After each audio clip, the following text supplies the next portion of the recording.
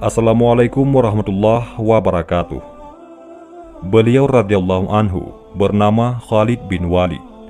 Beliau dikenal sebagai panglima perang yang tak pernah kalah, baik pada saat keislamannya maupun di masa jahiliyah. Beliau juga dikenal sebagai perangai yang perkasa, yang diiringi dengan ide-ide yang cemerlang. Ayah beliau bernama Al-Walid bin Mughirah dan bergelar Abdu Syam, seorang pemuka Quraisy dan juga sebagai hakim, dan dikenal sebagai seorang yang memiliki kekayaan. Al-Walid dikenal sangat paham terhadap ilmu-ilmu syair.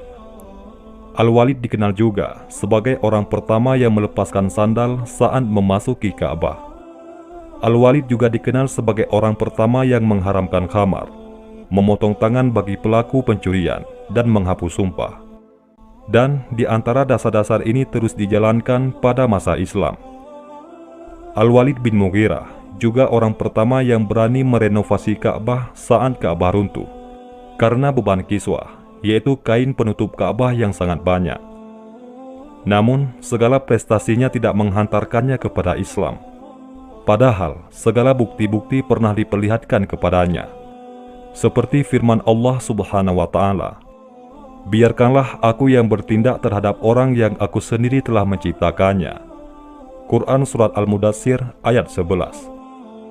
Ibnu Abbas radhiyallahu an berkata, Allah Ta'ala menurunkan sebanyak 104 ayat berkenaan dengan Al-Walid bin Al-Mughirah. Dalam ayat lain, Allah Subhanahu wa Ta'ala berfirman, "Kelak aku akan memasukkannya ke dalam neraka Saqar." Quran Surat Al-Mudaththir ayat 26. Sedangkan sang ibu bernama Asma atau dikenal dengan Lubabah, anak dari Al-Haris bin Harab Al-Hilaliyah. Ibu beliau adalah saudari Ummul Mukminin Maimunah binti Al-Haris, yakni istri Nabi Muhammad SAW. Khalid bin Walid sangat digemari oleh kalangan Quraisy karena perangainya yang begitu kuat dan pemikirannya dalam menyusun sebuah strategi pertempuran yang dapat membalikkan keadaan saat sudah terjepit, seperti yang dilakukannya sebelum masuk Islam, tepatnya saat perang Uhud. Khalid bin Walid melesat bagaikan badai dan dapat menerobos titik penting kaum muslimin, yakni saat pasukan pemanah Rasulullah melanggar perintah, yaitu para pemanah yang meninggalkan barisannya. Padahal saat itu kafir Quraisy sudah bercerai-berai, namun bersatu kembali dan berhasil mematahkan serangan muslimin yang membuat banyak para syuhada, seperti wafatnya sang singa Allah, yakni Hamzah bin Abdul Muthalib radhiyallahu anhu. Tidak hanya itu, Rasulullah SAW sampai terluka. Meski demikian, Allah memenangkan pasukan muslimin, di mana saat masing-masing pasukan telah meninggalkan peperangan, Allah memerintahkan 300 orang yang ikut perang Uhud untuk mengejar pasukan Quraisy. Hal ini membuat pasukan Quraisy khawatir dan memutuskan untuk kembali ke Makkah.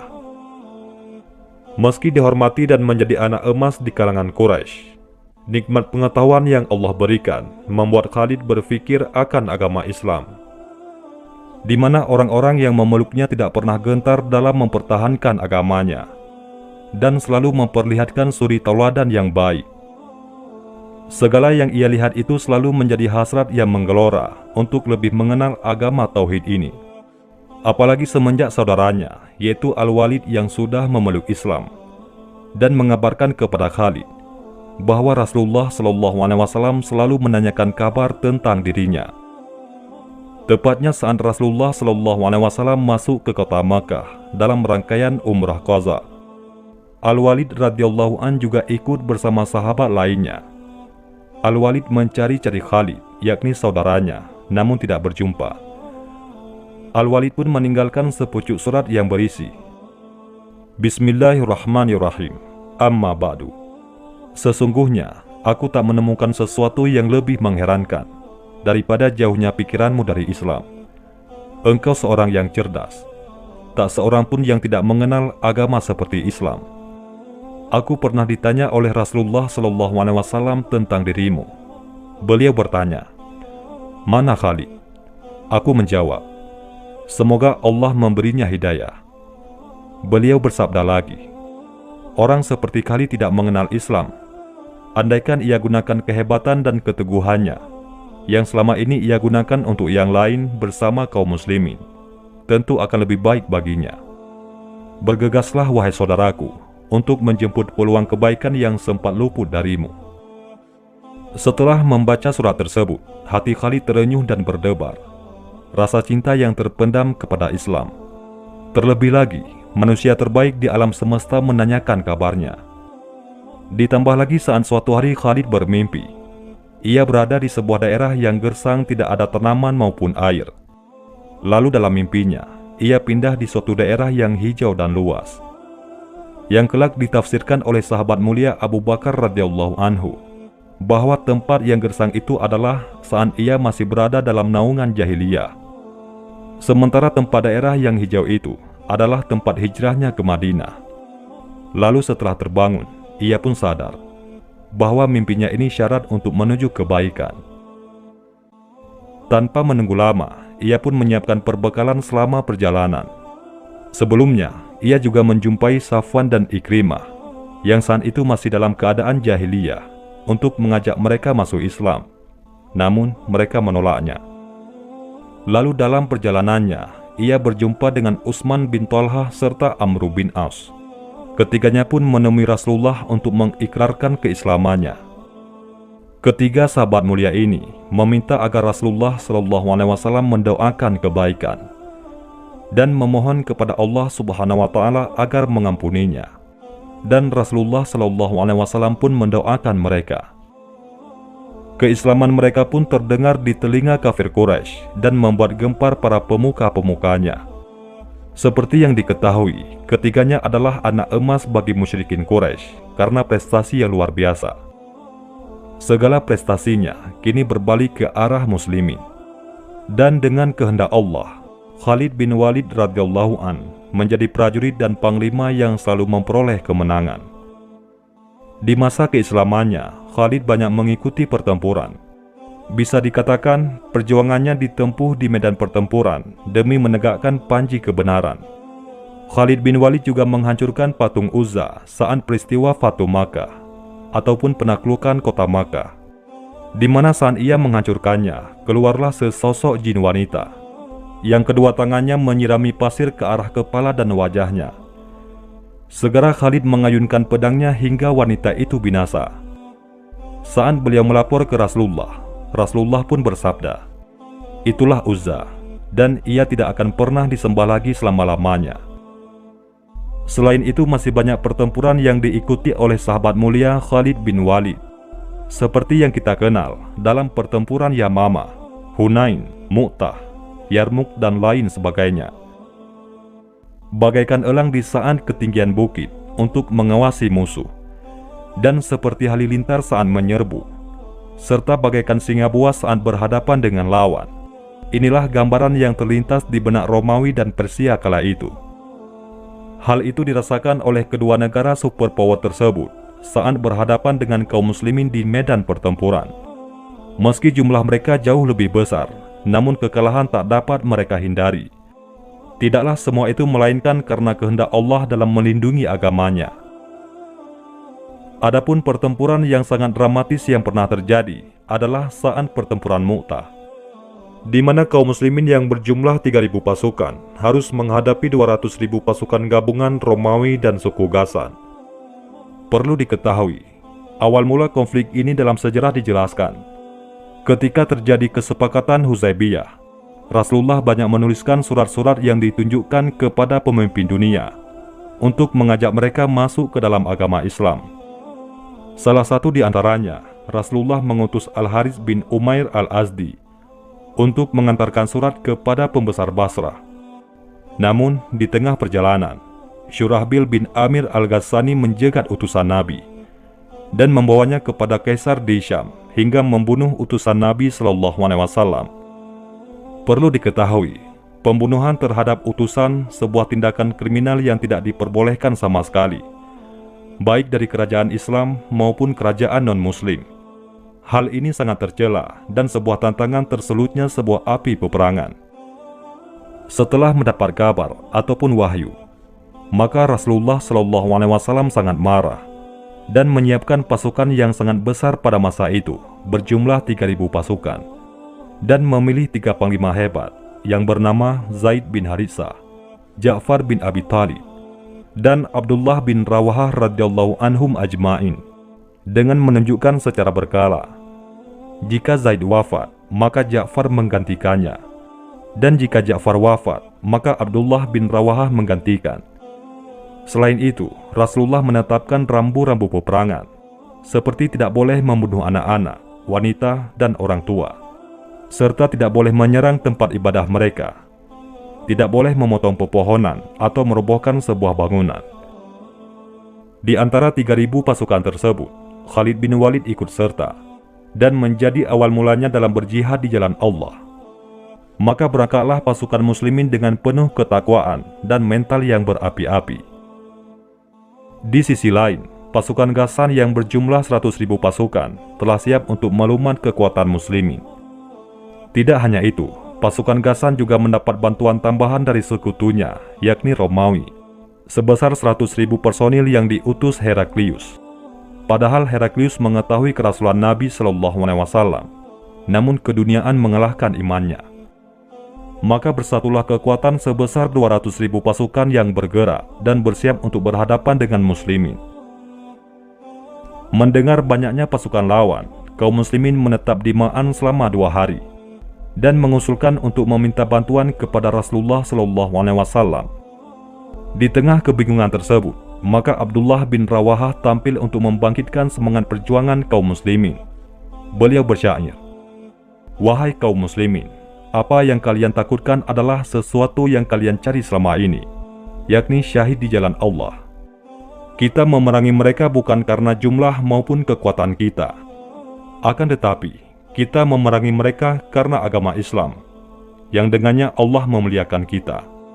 Berangkatlah, yang ada hanyalah satu dari 2 kebaikan, kemenangan atau syahid di jalan Allah Subhanahu wa Ta'ala." Mendengar perkataan tersebut, kaum muslimin bangkit. Jiwa mereka bagaikan gelombang yang siap menerjang apapun yang berada di hadapannya. Maka bergeraklah pasukan muslimin dengan tekad membara dan iman yang kokoh. Hingga bertemulah pasukan yang tak sebanding ini di kawasan Yordania, yaitu di Mu'tah, yang terjadi pada tahun 8 Hijriah ataupun 629 Masehi. Dengan penuh percaya diri, kedua pasukan itu pun bertemu dan pertempuran pun dimulai. Tidak mengenal jumlah dan rasa takut, kaum muslimin maju bagaikan halilintar yang menyambar. Zaid bin Haritsah radhiyallahu an terus maju ke dalam dan menembangkan lawannya satu demi satu. Dengan membawa panji Rasulullah, tentulah ia menjadi target lawannya. Maka beliau pun terkepung dan syahid saat sebuah tombak terlontar dan mengenai tubuh mulia.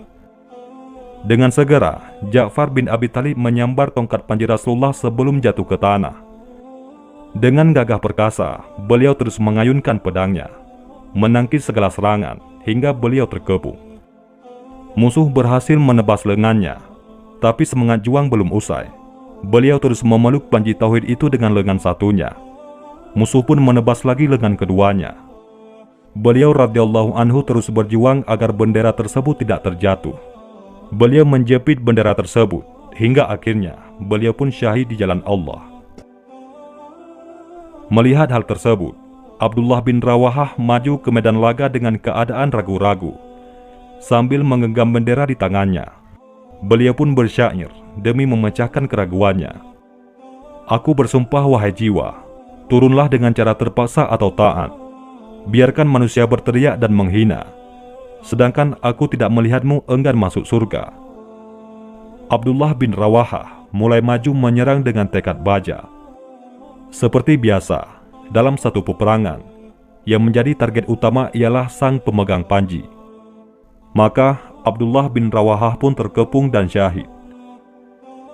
Melihat ketiga panglima terbaik gugur, maka pasukan muslimin pun bercerai-berai. Abu Rafi menjelaskan sebuah kekalahan yang belum pernah terjadi, di mana banyak pasukan berlarian tanpa arah. Hal paling dramatis pun terjadi. Salah seorang sahabat mulia bernama Thabit bin Arqam radhiyallahu anhu melesat dan berjuang untuk mengambil bendera yang sudah terjatuh, seraya berkata, "Wahai muslimin, angkatlah bendera ini." Namun tidak ada yang mampu. dan dengan inisiatif dan penuh pertimbangan, demi bersatunya kembali kekuatan yang bercerai-berai. Maka beliau pun melihat seseorang yang diyakini pantas menerima dan membalik keadaan tersebut. Terlintaslah pandangan kepada sahabat mulia dan beliau pun menyerahkannya kepada Khalid bin Walid radhiyallahu anhu. Beliau berkata, "Wahai Khalid, pimpinlah kami." Khalid berkata, "Bukankah engkau lebih dulu masuk Islam daripada aku?" Sahabat mulia ini berkata, "Dalam urusan ini, engkaulah yang lebih pantas wahai Khalid." Khalid bin Walid pun segera beralih dan mengibarkan bendera setinggi-tingginya. Dengan suara keras beliau bertakbir. Hal ini dilakukan agar pasukan muslimin kembali bersatu dalam barisan. Dalam sejarah dijelaskan, Khalid bin Walid radhiyallahu anhu memulai perangnya saat kedua pasukan beristirahat. Beliau memerintahkan kaum muslimin untuk tidak beristirahat. Beliau membagi-bagikan pasukan yang tersisa dan memerintahkan semuanya mengganti pakaiannya. Lalu, beliau juga memecahkan barisan muslimin, yang awalnya di depan beralih ke belakang, yang belakang ke samping, yang samping ke depan. Selain itu, beliau juga memerintahkan agar setengah pasukan menghadapi musuh, dan setengah lagi menjauh ke arah Madinah, dan masuk ke barisan setelah diberi aba-aba, dengan cara beransur-ansur. Dan beliau juga memerintahkan mereka untuk mengumpulkan pelepah kurma yang akan digunakan saat peperangan. Hal ini dilakukan agar saat mereka bergabung, pelepah kurma tersebut akan menyeret debu-debu, sehingga membuat keadaan seakan-akan berkabut debu, dan musuh akan menyangka bantuan besar telah datang. Perlu diketahui, Rasulullah SAW saat itu menceritakan apa yang terjadi sedetil-detilnya, karena Allah mengabarkannya lewat wahyu. Rasulullah SAW bersabda, "Yang pertama memegang bendera adalah Zaid, lalu ia gugur. Kemudian diambil oleh Ja'far, lalu ia gugur. Lalu diambil oleh Abdullah bin Rawaha, ia juga gugur."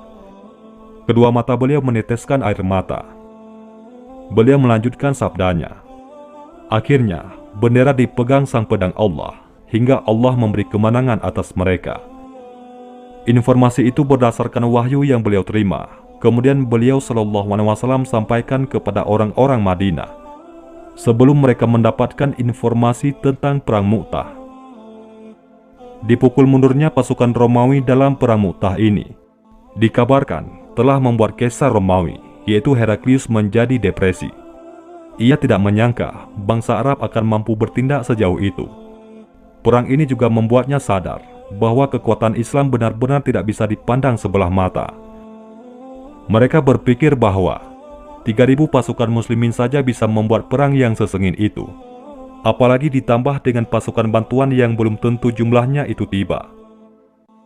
Tercatat dalam sejarah akibat dari pertempuran ini, Allah mengungkapkan sebuah keajaiban, bagaimana pasukannya hanya berjumlah 3.000 personil, mampu berhadapan dengan pasukan yang berjumlah sekian kali lipat, yakni 200.000 personil yang terlatih. Meski sempat menuai kekalahan, namun Allah mampu membalikkan keadaan tersebut lewat Khalid bin Walid radhiyallahu anhu. Padahal masa itu, Romawi adalah salah satu negara adidaya. Hingga dampak positif dari pertempuran ini, kaum muslimin yang awalnya dianggap sebelah mata oleh Romawi dan Persia mulai diperhitungkan, dan membuat kabilah-kabilah yang selama ini memberontak terhadap kaum muslimin, mereka menjadi tunduk. Di antaranya yaitu Bani Sulaim, Aisja, Ghatafan, Zubian, dan Fazara. Itulah kisah panglima perang Khalid bin Walid, yang mana beliau tidak sedikit pun gentar ketika membela agama Allah Subhanahu wa Ta'ala. Wallahu a'lam bishawab. Mudah-mudahan ini semua bermanfaat. Assalamualaikum warahmatullahi wabarakatuh.